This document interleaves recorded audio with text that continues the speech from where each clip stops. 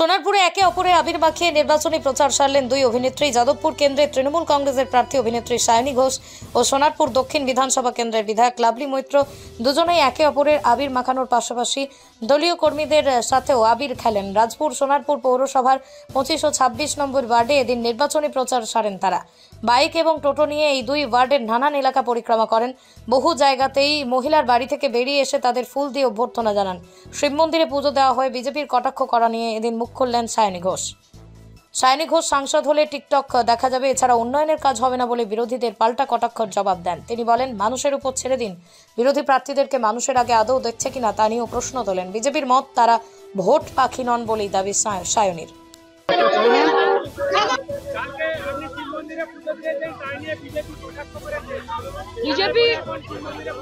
BJP কটাক্ষই করবে, কটাক্ষ ছাড়া বিজেপির কিছু করার নেই।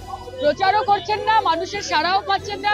গোটা ইলেকশন সিজনে কিছু তো করতে হবে, তাই কটাক্ষ করছে। আমি প্রচার করছি, ওরা কটাক্ষ করছে।